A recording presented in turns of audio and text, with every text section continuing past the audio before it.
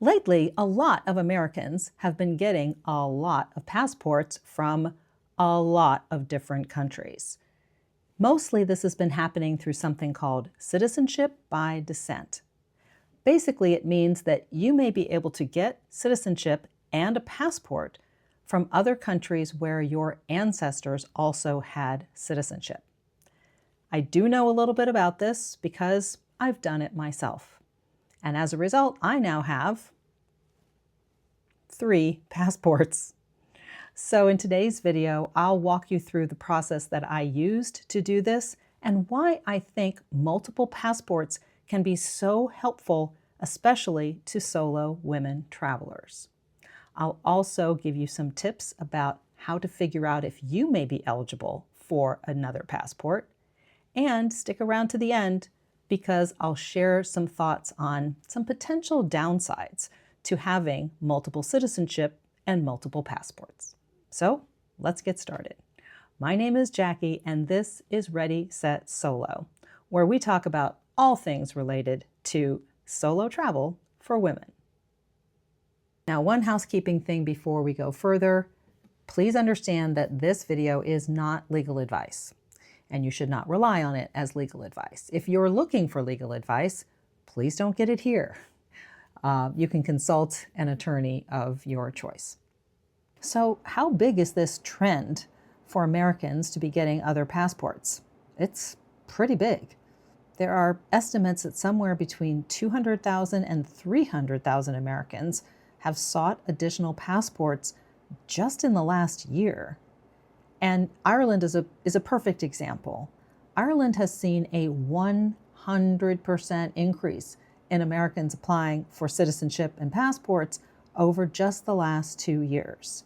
And I'm one of those. One of my new passports is from Ireland, and my other one is from the UK. How is it that I have 3 passports?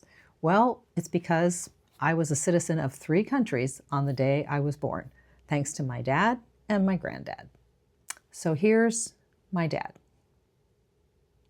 This picture was taken shortly after my dad and his parents emigrated to the US from England when he was just a little boy. And then this picture is also my dad. He was a colonel in the United States Air Force. My dad was a very patriotic American who served his country, but he also was still a citizen of his country of origin, which was England. Same is true of my granddad on the other side of the family.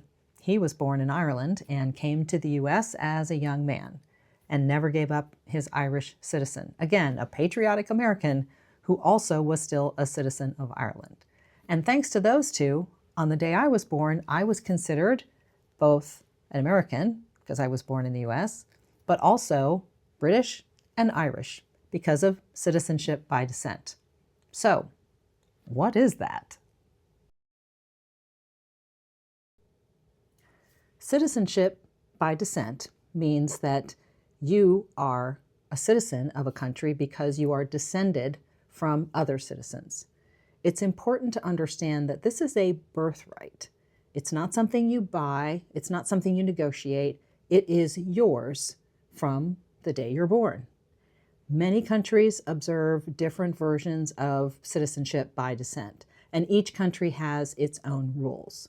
So whether you are looking into your lineage in Ireland or the UK like I did, or maybe Portugal or Italy or Greece or Poland or one of the many other countries that provides this type of citizenship, it is a birthright. It is yours.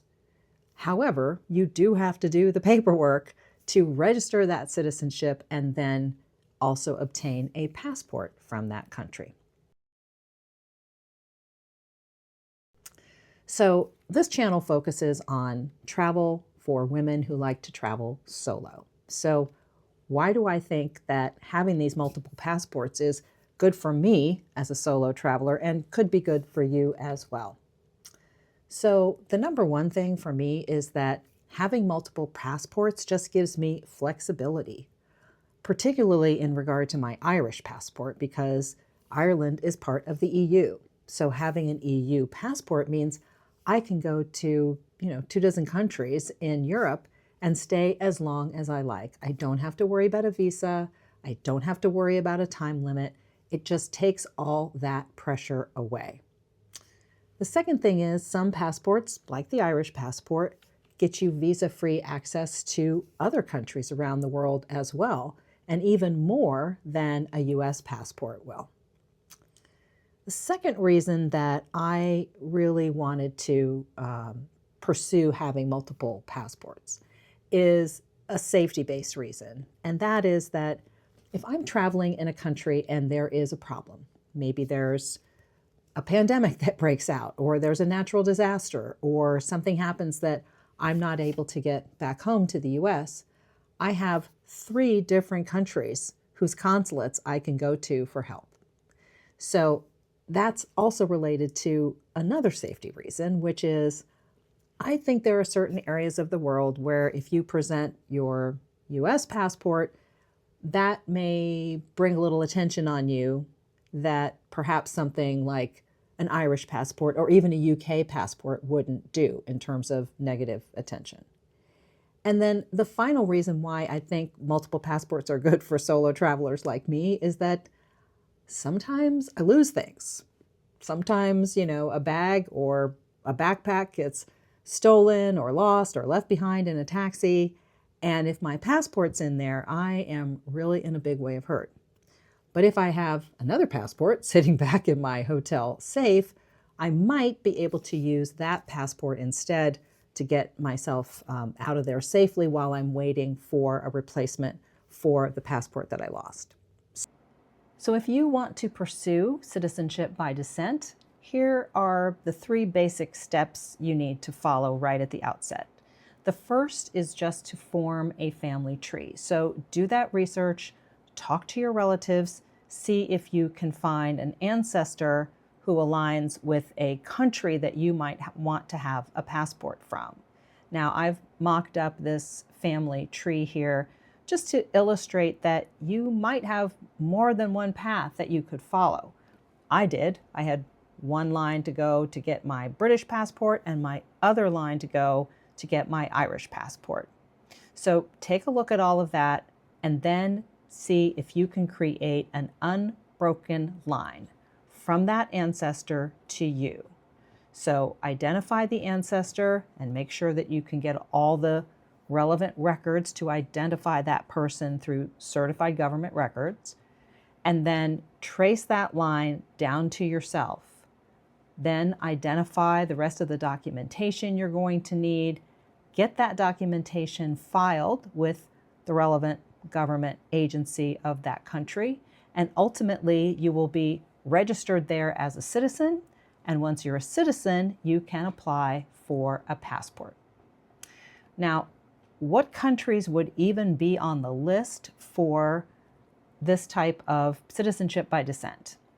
And I'm not going to try to give you a comprehensive list because it is a pretty long list, but no 2 are exactly alike. No 2 have exactly the same standards or the same scope or allow you to go back to the exact same level of ancestor.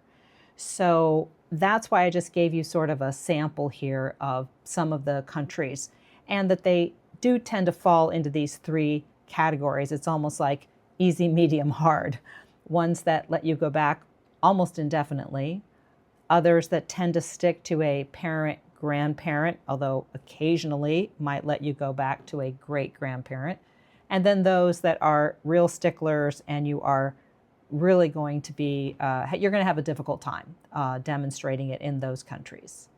And then once you know which country and which ancestor you want to focus on, you can check out the website for that particular country, find out what documents you need and how to go about applying.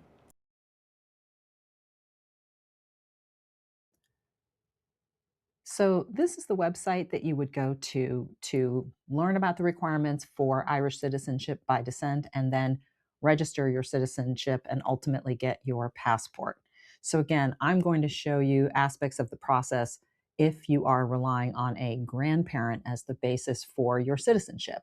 If you're relying on a parent, it's a much more straightforward process, similar to what I did in the UK, which I'll get to in a moment. Okay, so here in Ireland, of course, the first question is, am I an Irish citizen? And you can scroll down or click through and see, yes, these are the various tests. Now, this is the one that applies to me. My grandparent was born on the island of Ireland. Am I an Irish citizen? Yes, you can apply for Irish citizenship by descent. And that requires registering on the Foreign Birth Registry.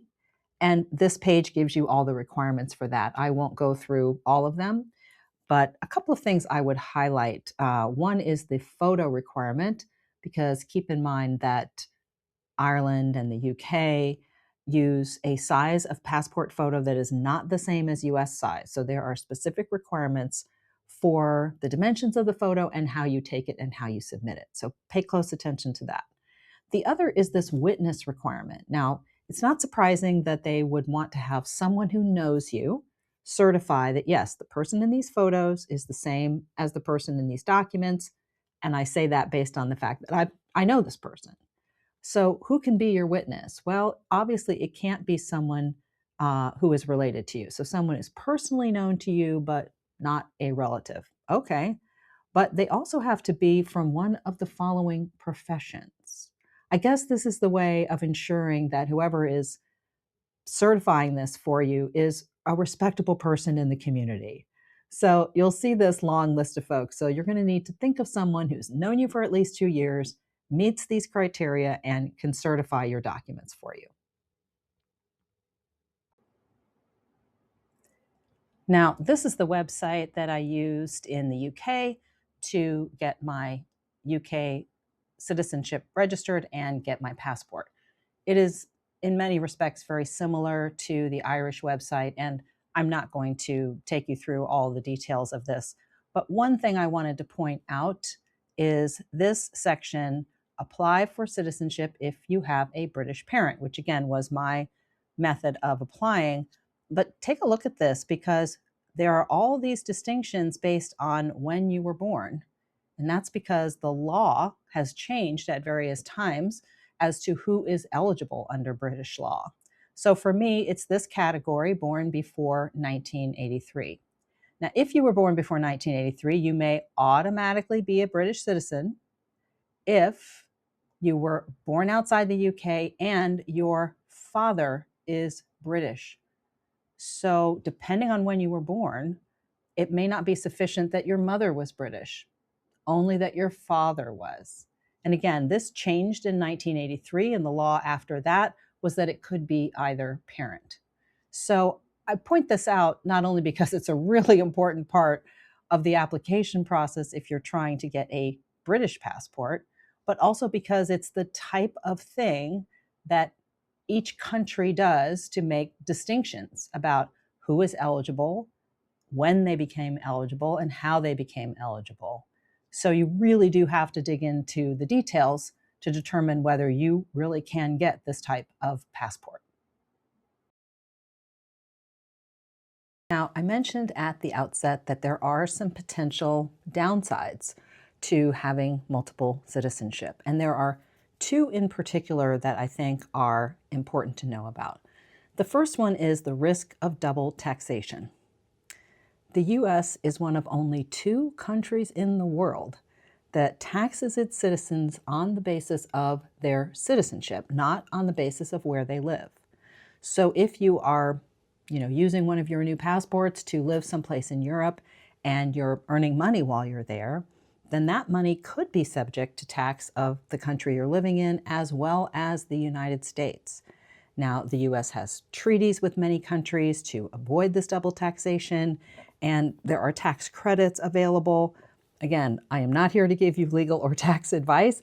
I just want to highlight that issue so that you can consult your own tax expert if you're concerned about that. The second issue is that it can be a little tricky to manage which passport you should be traveling on at which time.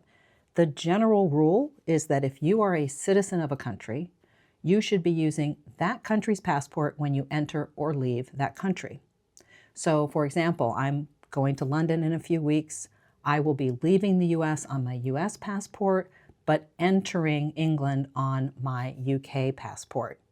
And when you're making, say, airline reservations and it asks you for your passport, you want to use the passport of your destination.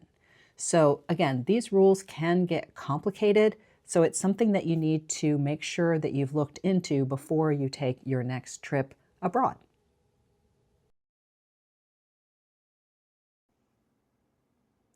So what does it cost to pursue a passport in this way, and how much time does it take? Let's take a look first at the cost. I did an estimate of what I spent in both Ireland and the UK. And, as you can see, you've got the fee to register yourself on the foreign birth registry, a fee for the passport itself, and then fees for things like certified copies of documents, the cost of shipping those documents over to the other country. So putting the two together, I would estimate I spent somewhere around $750 or so for the two combined. But again, it can be more or less than that depending on your own situation. As to the time, the good news is that if you're getting your citizenship through a parent, you're going straight to the passport process, which took less than 6 weeks for me in the UK. However, in Ireland, remember, they've got a huge backlog of applications, mostly from Americans. So it can be a year from the time you submit all your documents to when you actually get onto the foreign birth registry. And then it's only after you're on the foreign birth registry that you can apply for and get your passport. So allow a lot of time. This is not necessarily going to happen overnight.